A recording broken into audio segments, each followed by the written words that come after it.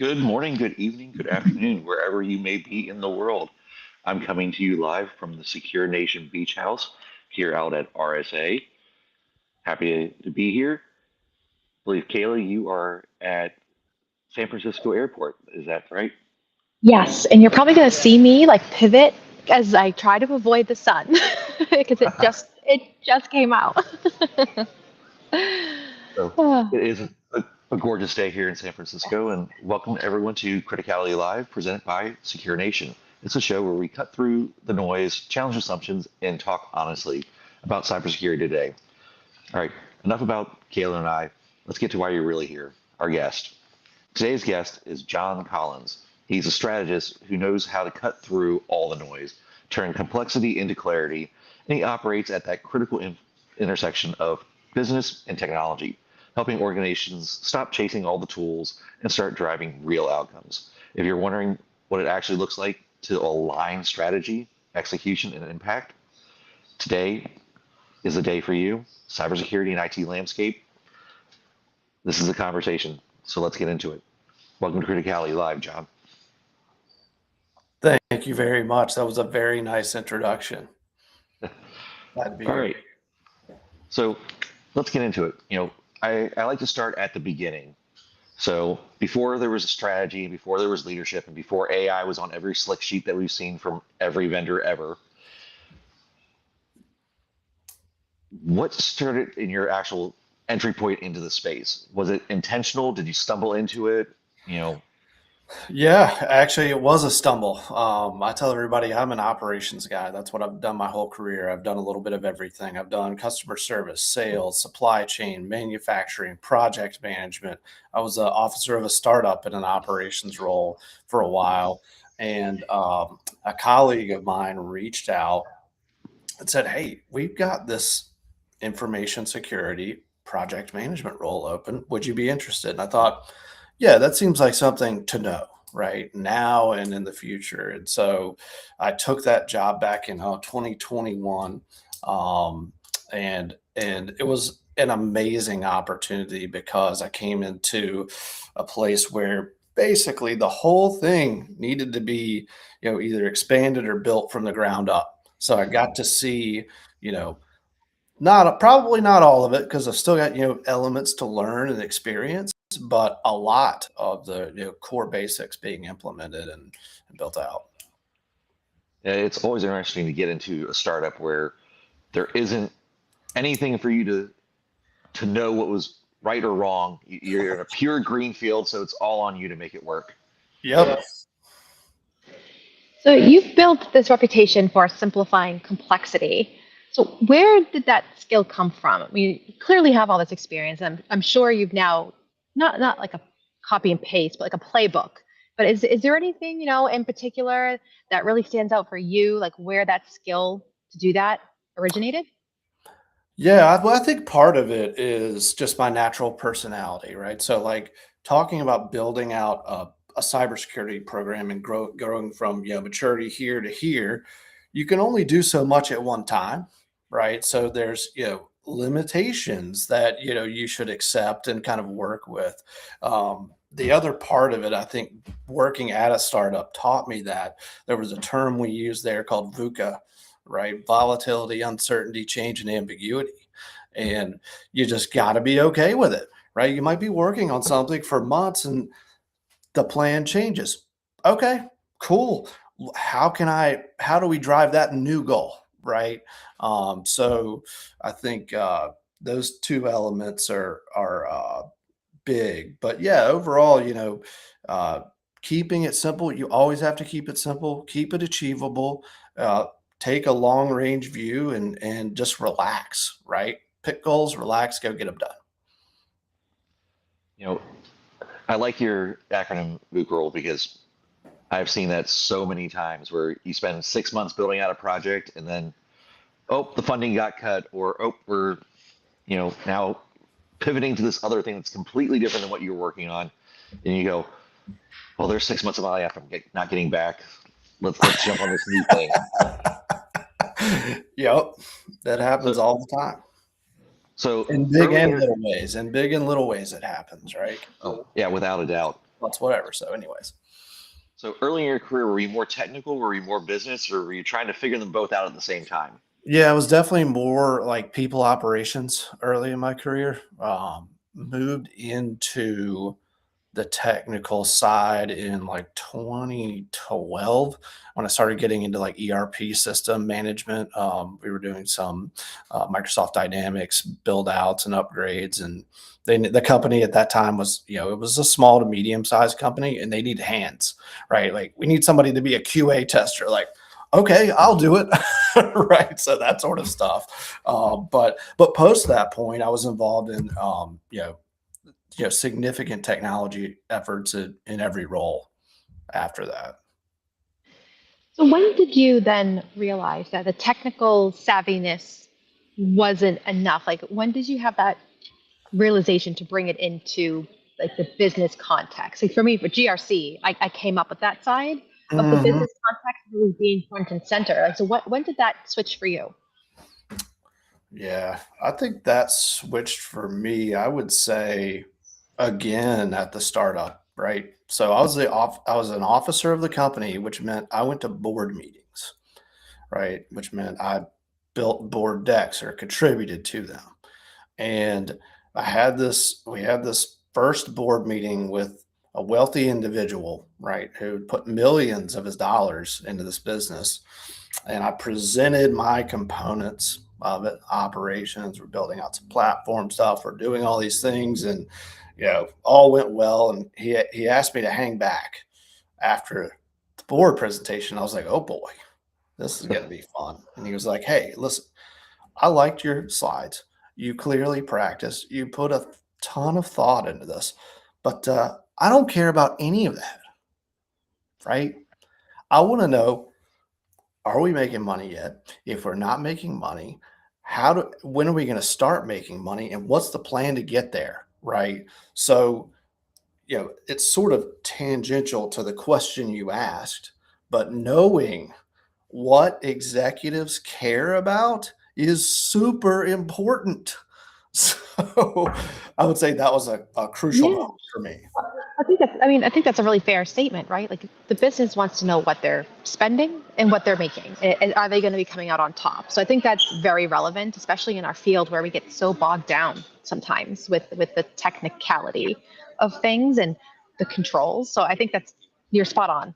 I couldn't agree more. That's right. And I mean, being in a, program project management role, it's that opportunity every time, right? Like you go tell somebody that there's a problem. They don't want to hear, well, on Thursday we upgraded our servers and there was an issue with the kernel version and like, okay, the update failed. We've got a path forward. We're going to try that again on Tuesday. We got a high degree of confidence that that's going to be repaired. We'll let you know. No news is good news. Thank you very much. It's just that sort of thing. I mean, I'm a cyber guy, and I started to zone out when you got to the word kernel. So I can't imagine how somebody else who's not in this field would feel listening to that kind of stuff. Right. Exactly. So you're very clearly you think in terms of alignment and outcome. Um, Clearly, that board experience where the board director or the investor held you back gave you some of that. Was there any other times where it shaped your mindset early on how to be the person who thinks in alignment and outcome? Yeah. That's a good question.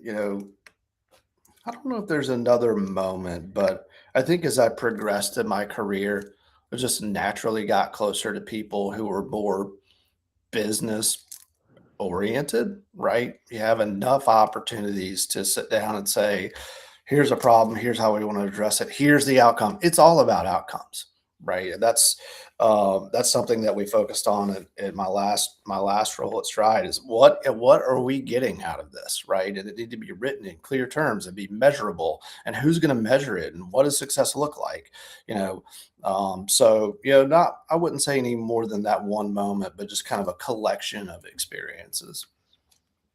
Yeah.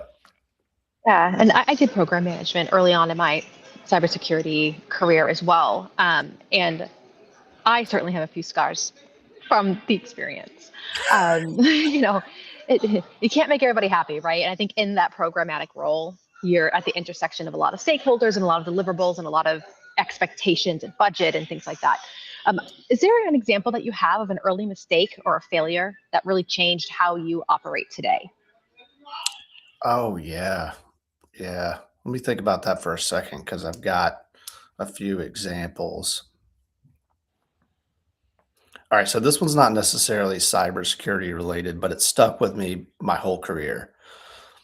So probably 15 years ago, something like that, I was tapped to lead a relocation of a contact center, 100-seat contact center. We had to build out new space. There was mechanical, electrical, and plumbing, right? So pretty complex.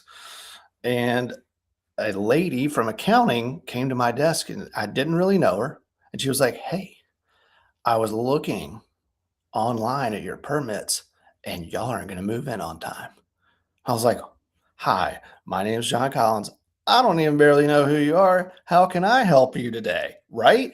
And, um, and she's like, "Yeah, my husband's in the construction industry and I know when this stuff's supposed to get done about how long it's going to take." And I'm like, "Well, look, I talked to our general contractor. He said it's fine. I'm just going to let this one go." And guess what? We moved in 2 weeks late because of permitting issues. Right. And so the lesson I learned there was if somebody brings you a problem, follow that problem all the way down the hall until you either know it's a problem or you can fix the problem. What I should have done was, "Oh my gosh, really? Can you come sit at my desk and we'll look at the website together? Can you get on the phone with me while I talk to our general contractor about this?" And you know what? There was nothing to be done about that being late. It was going to be later than planned. However, telling a team of 150 people and a CEO and a VP of operations 3 months before that something was going to change is way different than 2 weeks. So, yep, big lesson. Yeah, those are hard-earned lessons that you don't often forget very soon. Correct. So, talking about things that kind of influenced you, you know, are there any people that early in your career influenced you? They were mentors or leaders that truly just changed your trajectory of what you were doing and how you do things. Yeah, absolutely. Thankfully, several people. The earliest mentor and possibly the most important mentor I had was a guy who came from Fortune 100. He was a FedEx, Bank of America guy, leading large, very large contact center operations. And I became a supervisor and worked under him for about 3 years. And what I learned from him was how to lead teams, how to coach and lead individuals, and how to transform an organization. Um, he came into our shop when it was kind of mom and pop. The results were all over the place. People were coming late, signing late, leaving early, right? And we turned it into like a money-making machine, and everybody knew the rules, and we were, crushing it, right? And I got to ride shotgun as well as some of my peers did with him. And that's followed me everywhere I've gone. Even in roles, as an individual contributor, I'm a leader, right? I'm a leader in those roles, whether, I've got direct reports or not. Learn how to listen to people, how to speak to people, manage your own emotions, these sorts of things, hugely impactful. And I think it's allowed me to leave a trail of a very good reputation everywhere I've been. I think that's really important because for me, I had a bunch of managers throughout my life, going from like retail into restaurants, through like high school and college and then into corporate. Um, and I learned the kind of manager I didn't want to be. And that's really what shaped me because I was like, oh, I don't like that behavior, or I don't like how they handled this particular situation. And that really has, at least I've tried to always emulate the kind of boss that I needed at those times when I find myself in similar situations. Sorry, somebody's having a very good time here at the airport. I don't know if you can hear them laughing hysterically. I've never had that much fun at an airport before, so I apologize. Yep. Retail is a great experience for anybody to learn about how to lead people and how to talk to people. Yeah. And we actually have a question from Kevin here in the chat. So, what are some of the most important things needed to transition from technical hands-on cybersecurity roles to management roles? Is there any advice you have on that? Yeah. Yeah. That's a good question. I think part of that is probably making the right selection to start, maybe, right? So not everyone should go into management. So knowing kind of what you're looking for, right, in a managerial role, being able to provide coaching, right, around things and orienting people around management objectives, right? Hey, we need to see the numbers. If we've got XYZ alerts coming out every day and XYZ are resolved, these are the types of things that I need to know that other people up the line will want to see bits and pieces of. So I think continuous coaching and observation helps. And and if you've got the right person who kind of naturally thinks a little bit more managerially, a little bit more operationally, then that should help. I don't know if that helped you or not, Kevin, but there you go. Well, I think Josh, you've had a lot of success in this area as well. You've gone from the technical to the strategic management roles. Do you have any advice for that as well? I think it's all about reframing your context. When you're technical, you're very much at the tactical level. I have very clear, defined, short-term outcomes of what I'm doing. I need to do this task to do this thing so this next thing can take effect, whatever that may be, whether it's internal to you or external to another part of the organization. When you start moving into leadership, it's less about what you're doing and more about how you're enabling other folks to do what they need to do. And it's about, making sure they have the right resources, the right training, the right equipment to do those things. And that's can be a very hard transition from going, this is what I need to, this is what other people need to be able to be successful. So that was, for me, the challenge was changing my lens from being, what do I need in the next 5 minutes to do the thing to what do I need a year from now to make sure that I'm moving in the right direction. Yeah, and I think that's what you both have said. It's like an amazing foundation. You can see how these things are really prevalent still, no matter what phase you're in your career. You're making that transition. So John, like for you, when did you make that transition from just doing the work to actually leading people that drive outcomes? Yeah, yeah, very early. So what's interesting about my trajectory so far has been that, you know, mid to late 2000s, right? I was on the line. I was a line worker, right? And within a year, I became a supervisor, managerial role, supervisor, right? And I went there for 5, 6 years. I started coaching supervisors, mentoring supervisors, right? Then I went into project management, individual contributor role for about a year and a half. Then I joined a startup for 3 years as an officer of a company, right? So it's like pivot, right? Switch. So it's been kind of a blend all along that path, but there wasn't a clean break, and I think that may continue a little bit for me. We'll see. We'll see. So you've talked about, how you view things from that management lens. When you walk into a new organization or team, what's the first thing that you assess to understand how it's really functioning versus what you may have been led to believe in the interview process coming up? Yeah, I like to see how the team interacts. Right. Let's have a team meeting. Hey, let's have whatever normal meeting you guys have. Let's have that. Right. And let's just see what the team's talking about, how they're speaking, to each other. I'd like to see, always like to see, what are we managing to? You can't manage what you can't measure, right? So what are we managing to? And then, having conversations with individuals, right? That's a hugely important part of understanding the dynamics around the team. Tell me what's going on. What do you like to see? Well, you like to see good teamwork, people, supporting each other publicly and, privately. You like to see all those things, but that doesn't always happen. So, The old bait and switch. I think we all go through that at least once or twice in our careers. So, yeah, that's great.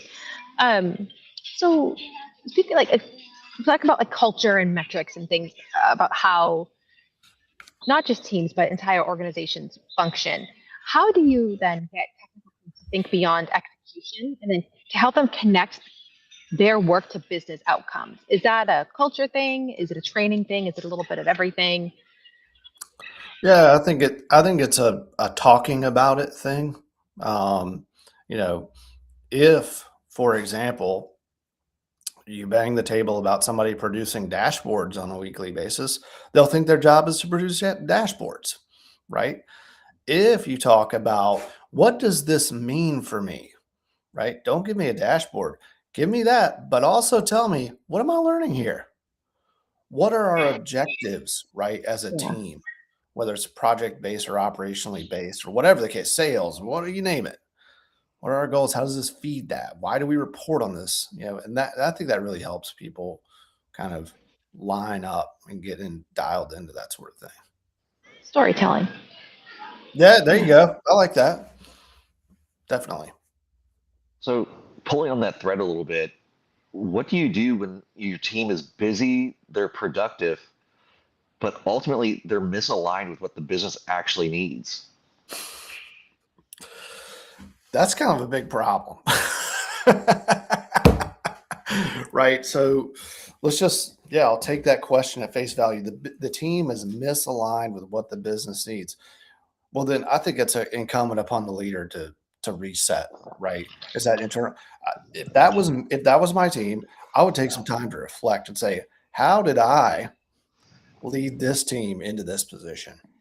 Because it's not their fault, right? And then from coming out of that, is it you get the team together and huddle up? Do you have a working session to talk about what you're observing, how we can recalibrate around what the business is trying to do? Lots of different options. You can skin that cat many different ways, but yeah, if the team is misaligned, that's on the leader. Yeah. Yeah. I think. Oh, sorry, Josh. Go ahead. Yeah, go ahead, Kayla.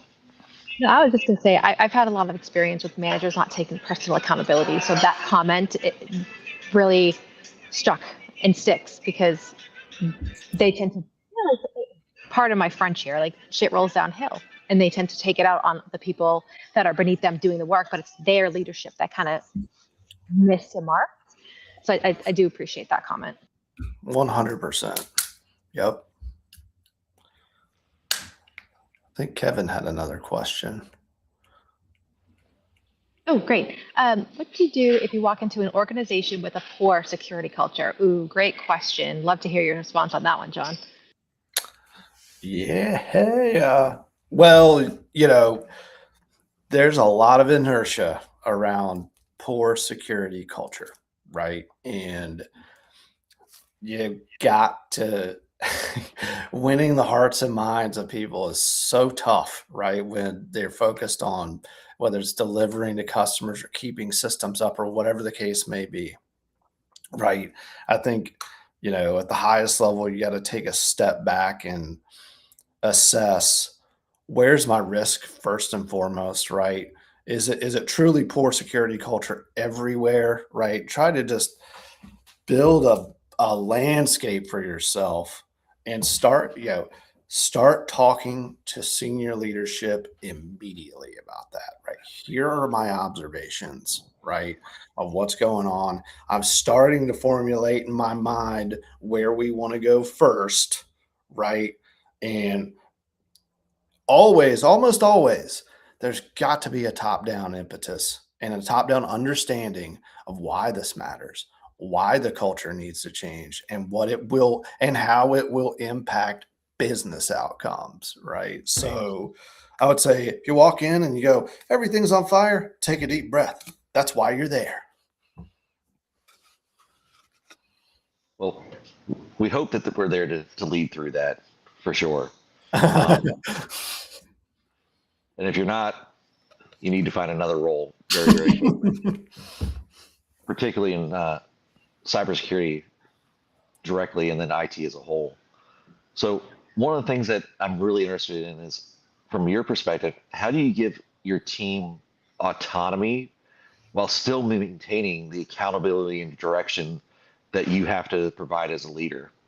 Yeah. I don't know if you guys see this or not, but I see it all the time on LinkedIn where people say, I am not a micromanager, right? I'm this kind of manager, right? And here's the thing, all right? Micromanagement is sometimes necessary. If somebody's kicking butt, it's not micromanagement, right? So understanding where people are and their levels of performance should dictate how you manage them. If you're having to micromanage somebody, your job is to coach them up to the level of a middle performer, right? You want your middles moving up, you want your high performers to stay, right? So when we talk about autonomy, it's about, I think, taking an assessment of where you think somebody can be autonomous, right? Where they will need coaching and guidance, or if they're missing the mark, you got to go a little harder in the paint on the day-to-day basis. So, yeah, that's what I'd say. Yeah, that really resonates with me. When I have, initial sections with new hires or I come into a new organization, I'm very forthcoming. I'll tell them, I'll either be the best boss you've ever worked for or the worst. Which one you get depends entirely on you. If I'm able to give you tasks and you're able to ask good questions, produce good work, I'm going to pretty much leave you alone to do the work that you're assigned.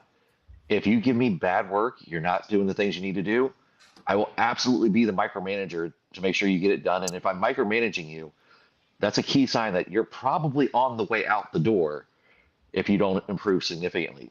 Yep. But which boss you get is entirely dependent on you and what you provide to the organization. Preach. Yeah, I'm the same way. I agree with that completely, Josh. So John, you mentioned coaching, and I think this is a great segue. How do you coach high-performing people, technical people, who struggle with that communication and/or stakeholder engagement piece? Yeah. I mean, I think that's about, my approach to coaching is to ask questions, right? First, you got to have a good regular cadence one-on-one, which you keep and you don't cancel, right? And you want to coach somebody on topics that they're interested in, right? So I would set that baseline first, right? And from there, it's about having those, observation moments. Is there a meeting that you can, reflect back on from the day before, the week before, and say, hey, Paul, let's talk about that one. I thought this went really well when you presented. What did you think? Yeah, I felt good about it. People had really good response. Awesome, right? Likewise, it's say, hey, Paul, I noticed the room seemed kind of went silent when you gave your piece. Like, what do you think happened? Well, I think I might have gone too deep in the weeds. Like, I kind of agree with that, Paul. You keep it up. Hey, guess what? It's even easier to stay up top. You can just say everything's fine. It's that sort of thing. So asking good questions and, leveling with people and finding real examples to give them, not just generic feedback. Yeah. So let's dig in kind of a little bit more into that management section. When things break down and you have things like missed expectations, high friction, or silos of information, how do you step in to help reset that environment to get it to where you're back to being productive? I think the answer to that question depends upon the scale and severity of which that's persisting, right? If it's a true, if we're talking about an enterprise that has that kind of issue, you got to find peers and folks to kind of align and say, are you seeing what I'm seeing? This is what I'd like to see. For you build a squad of like-minded folks to try to tear those barriers down. Now, if it's within the team, similar to an answer I provided earlier, let's take that example. It's within an information security team. I would talk about that openly in team meetings and say, I want you guys to know this is what I'm seeing. And this is not what I like. This is not how high performing teams should be interacting, right? We're going to make improvements in this area. And then it's back into those one-on-ones, highlight observations. Here's what I'm loving. Here's what's going okay. And here's some things that I think can make things a lot better. Yeah. And we actually have another question. And I'm not Southern, so this is going to sound really weird coming out of my mouth.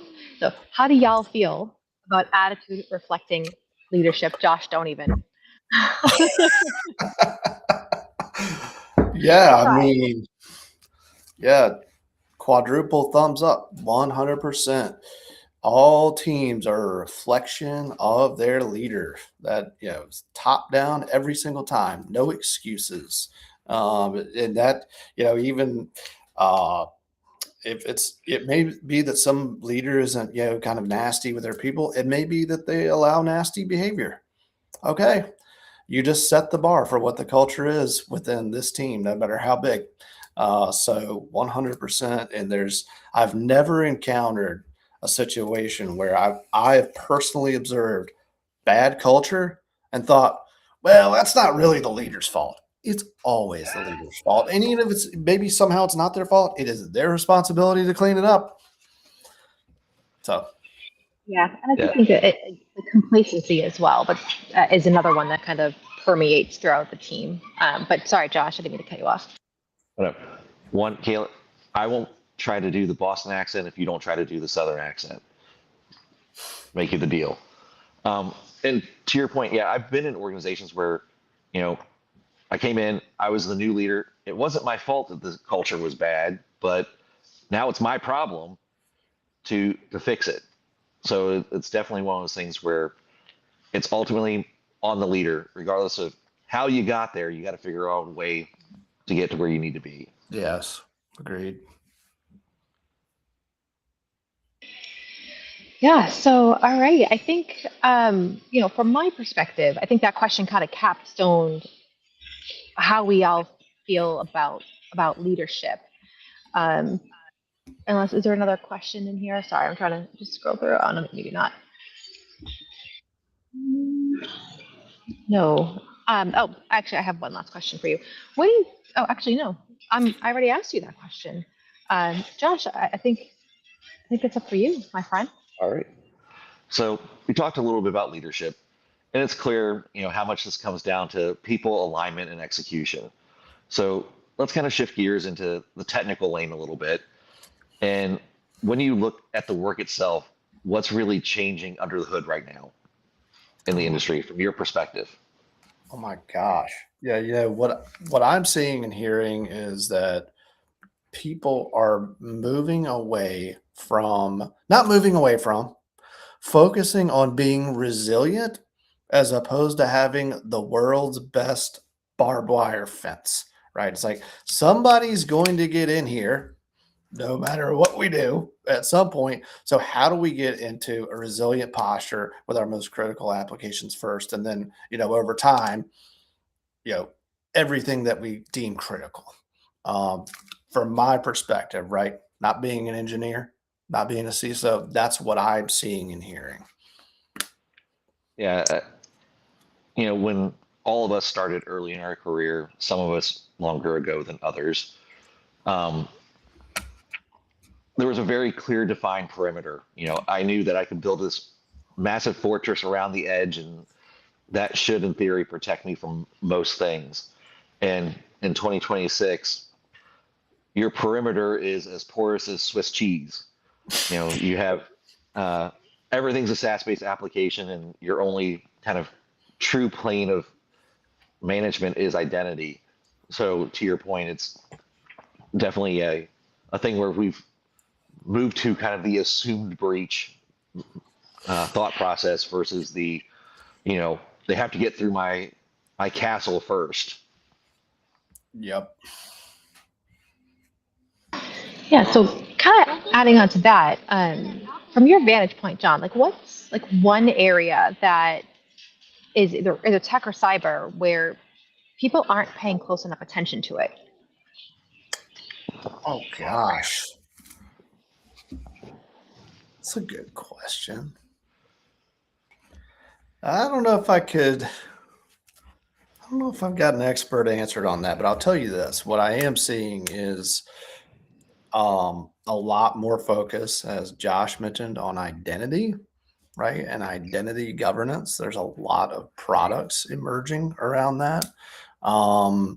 And that's something that in particular I find it exciting because unlike some other disciplines in information security, it's easier for me to get right. Networking security is not my shtick, right? So I see it, and it may just be because of my focus on what I'm looking at in the market, right? But I'm seeing a lot of identity management roles and programs and things opening up I'm in the DC area, right? At the Big Four, tons of identity and access management work, roles, and these sorts of things happening. So Yeah, I just see Charles put a comment in here saying identity is the new perimeter. So what are your thoughts on that? yeah, why not? Absolutely. So you kind of alluded to it a little bit. There's a lot of noise around new tools and new platforms and the shiny new thing that is either AI or what you've heard at uh, RSA conference all this week is agentic everything. How do you evaluate what actually matters, what versus what's just hype and PowerPoint? Oh my word. Yeah, that's a great question. It is so much hype. Everything's agentic. Every business went from being a SaaS platform to an AI platform overnight. It's like, that seems interesting. um, I think it's probably about paying attention to what your team's actually doing. What tools are they using and how are they using them? And, you know, then, you know, basing whatever new tooling you're going to bring in on that, right? Let's say, you know, doing due diligence, right? It's easy for a team to come in and give you a shiny sales pitch and tell you that it does X, Y, and Z. Before I bought any sort of tool, especially, an AI security tool, it's like, intro me to some customers. I know you probably don't want to do that. I won't buy your tool unless I can talk to somebody who's used it before. Something along those lines is what I'd say. Yeah, I know for me, one of the first things I do is I go out to my network and go, who of my friends is actually using this product? Right. And more specifically, who of my friends have used this product and now switched to something else and why? Nice. Yes. Yeah. Yeah, it's like a new layer of due diligence that you have to have these Yep. days. Absolutely. So, John, where do you see organizations over engineering solutions when a simpler approach would be more effective? Sorry, could you restate that question? Sure. When do you see organizations kind of over engineering like a process or a solution when a simpler approach would be more effective? Yeah. I think where I've often seen over engineering is in approvals processes, thinking something along the lines of ServiceNow and review processes, right? Where it's like, you have to check this, you must check that, then this must go here to the workflow. Next thing you know, you got this like monster that takes 19 days to finish, right? And so I think there's, stuff starts to get lost, right? I've seen people's half of their job become approving things in systems, right? Like that person's a CISSP. They shouldn't be spending all day approving things in ServiceNow. They should be doing security work, right? So I think you got to be careful about building out those types of workflows. Keep it as lightweight as possible and focusing on your end goal, not making the process the goal.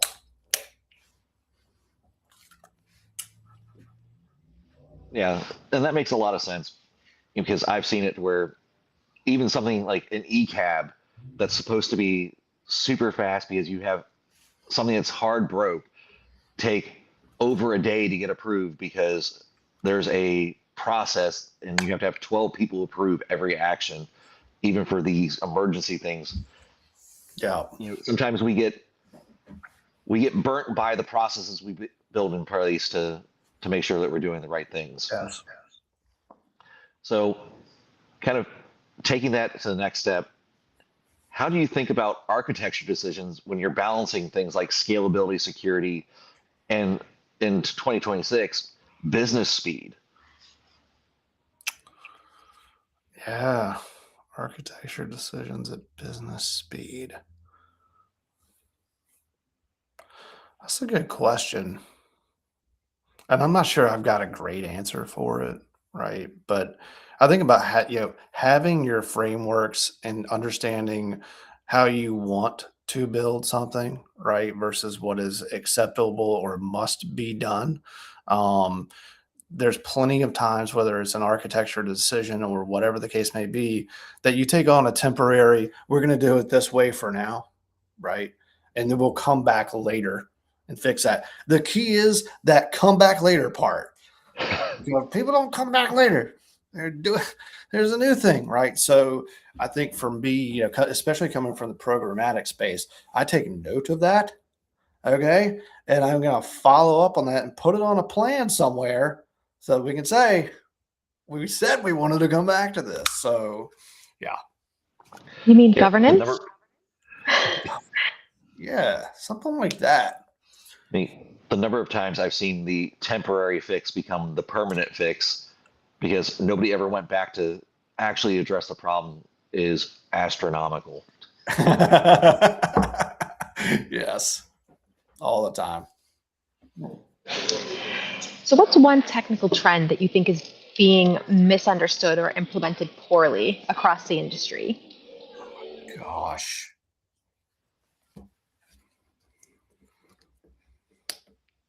I don't have a good answer for that. What do you think it is, Kayla?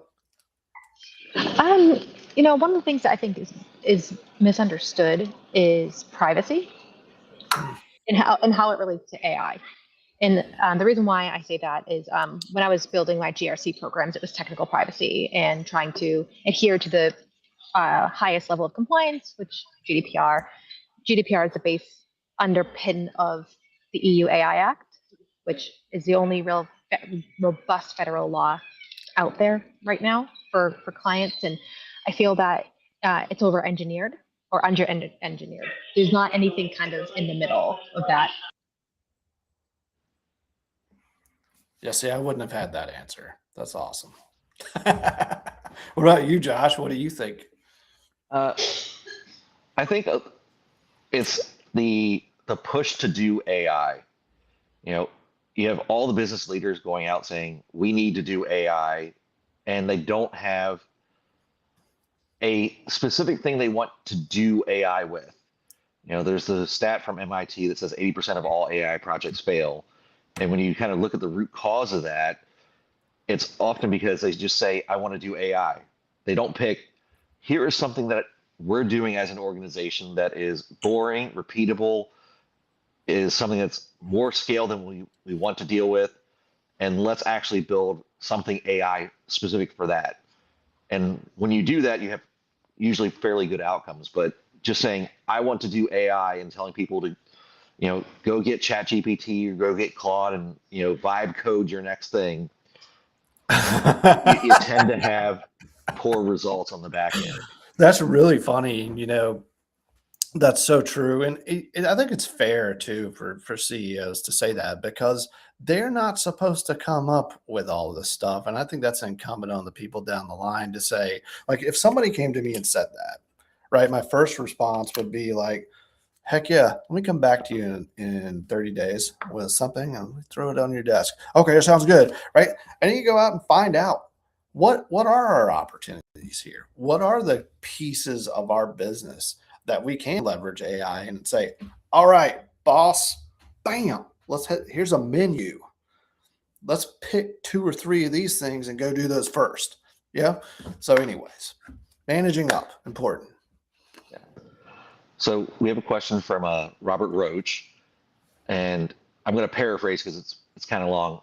He didn't see any in our conversation about how to get into those management positions, because he's noticed that a lot of folks don't have a lot of hands-on experience either with SOC or GRC or one of those other areas, and that most people seem to tend to go get a master's degree or go to the CISO certificate program through Carnegie Mellon or something along that lines and try to jump straight into management. Do you think that having hands-on skill is important, or can you learn that from a CISO certification from EC Council or the Carnegie Mellon program or any of the other CISO prep programs that are out there?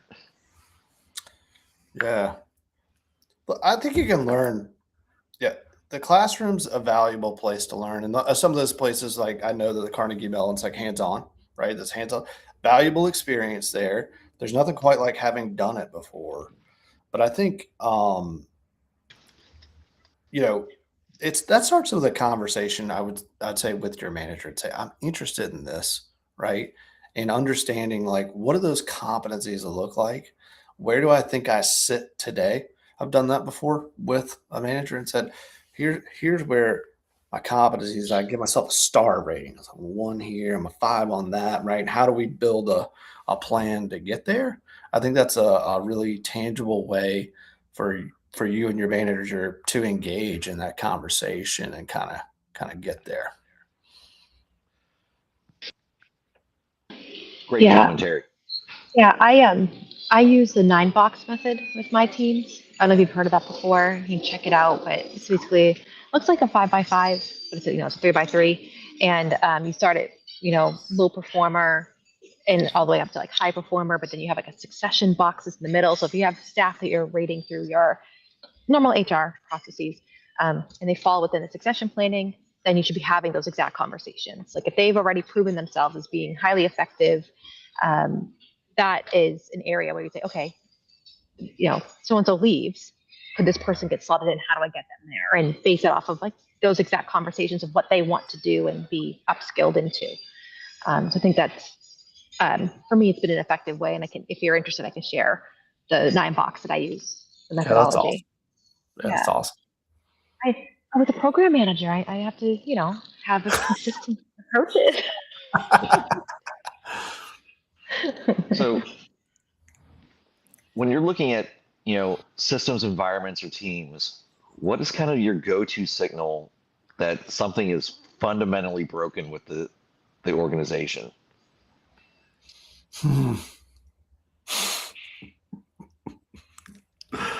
Kayla, you take that one. I want to hear what you have to say again. I think going back to security culture, that's a really big flag, because to me, that tells me that there's an accountability problem. And not just necessarily security accountability, it's across the board. If there's risk management issues, people keep dodging, and doing that. I've seen that quite a lot. But I also think when you have teams who are reluctant to want to remediate, this came up. I was on a panel yesterday for Checkmarks. I think, Josh, I haven't even got a chance to catch you up on that yet. But we were discussing vulnerabilities and how some teams, like engineering teams, and this is not all, I'm not trying to generalize or anything, end up adding to the backlog and not being able to finish because they've got this pressure to keep delivering. But then security teams are getting frustrated because things aren't getting done and that backlog is getting bigger and there's more risk. So to me, when there's a broken vulnerability management process, that also signals that there is something that might be wrong in order of magnitude as well. So yeah. That got me thinking too. When you've got those meetings, right, about remediation or right, if there's an ongoing security hardening effort and people don't show up and they keep not showing up, or this one really key person keeps not showing up, that's a problem, right? You've got a huge commitment problem. Yeah. I know for me, I look at it and I think about racy charts. If the person who is accountable has no ability to actually influence the work being done, then I have a fundamental problem across the entire system. And I've seen that so many times. And Kayla mentioned vulnerability management. That's a perfect example because generally you have, a person who's in charge of vulnerability management, and they really only can do reporting.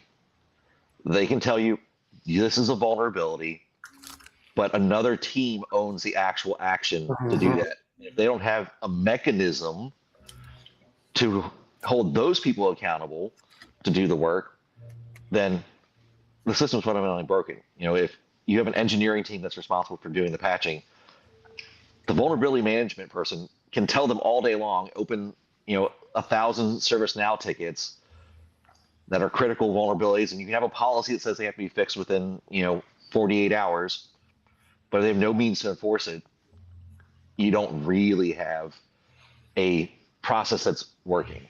You have that fundamentally broken process.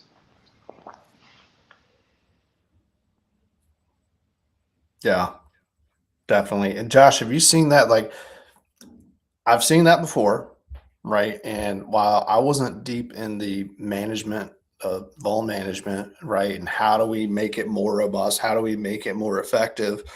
But in my view, it's like if that was my job, I want an aging report, I want names, I want owners, and I want right. And at some point, I'll set the expectation with the entire organization. After 15 days, this is going to the CEO. Right? Can you do anything besides that? I mean, have you guys seen other solutions, better solutions than that? I mean, if you have an organization where the CEO has the buy-in to do that, cool. You know, I've seen where you can't get the senior executive team to do their awareness training, and they don't want to sign off on shutting off accounts. Yeah, So, that's true. you know, how am I influencing the leaders at that level to give me the power to do the things that I need to do?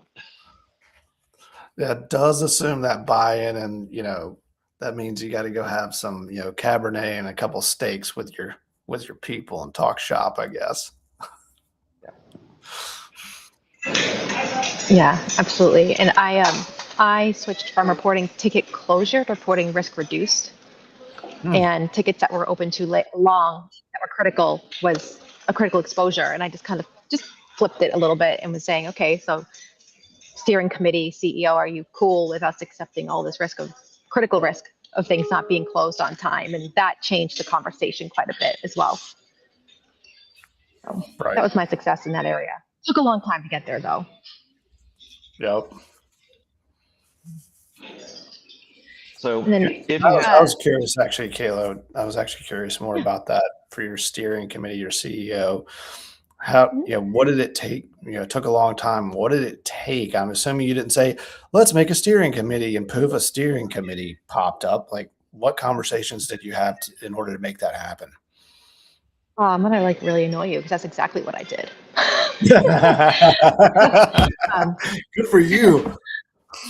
I got hired to do GRC. I was VP of GRC before I became CISO, and Yeah. I was like, well, we need to talk risk. We need to talk about, you know, what you guys are doing in this area and who's making those decisions. And then I reported into the CTO at the time.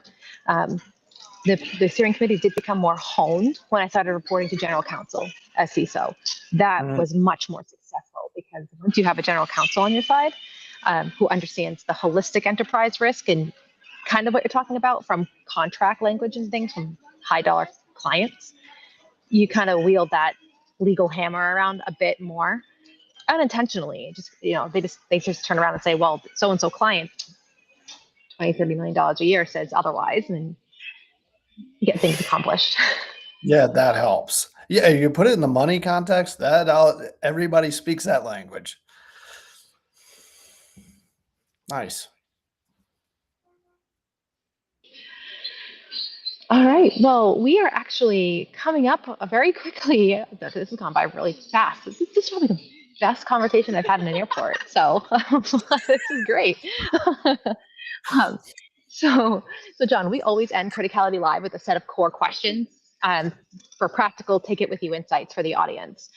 So my first question for you is, if you could fix one thing about the cybersecurity industry overnight, what would it be? Gosh.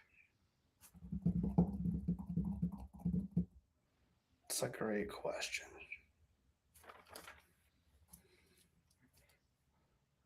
I would say everyone in cybersecurity can connect their work to the business outcomes on a daily basis. And they should. Yep. So my question for you is, what is one practice, and it can be technical or culture, or if you're feeling froggy, a bit of both, that you wish organizations would stop doing immediately? Practice, technical practice, cultural practice. Stop asking security to accept your risks for you.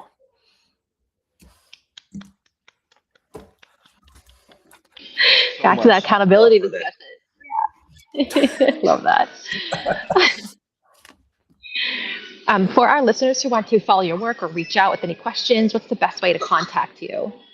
Yeah, contact me through LinkedIn. I'm very active there, so shoot me a note. All right.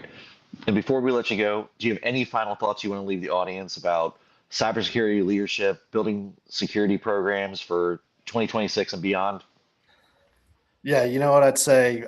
Be kind, listen to each other, collaborate, right? Try to work as a unit as much as you can. And you do those sorts of things, good stuff happens. That's my view. Yeah, that sounds like Mr. Rogers. If anybody remembers Mr. Rogers. I like that. Yeah, that's great. All right, well, that's a wrap on this episode of Criticality Live. A huge thanks to our guest, John Collins, and an even bigger thanks to you for hanging out with us and being part of this growing community of leaders who are done with buzzwords and are ready for real conversations. If you got value out of today's episode, please hit that follow button, share it with someone who needs to hear it, and drop us a review here on LinkedIn, Spotify, or on our on-demand YouTube channel. It helps us far more than you know. And of course, a big shout out to our sponsor, Secure Nation, for powering this conversation. They're helping organizations defend smarter, respond faster, and make cybersecurity something that actually works. Go check them out. This has been Criticality Live, where we cut through the noise and get to what really matters. See you next time, everyone. Bye. Bye.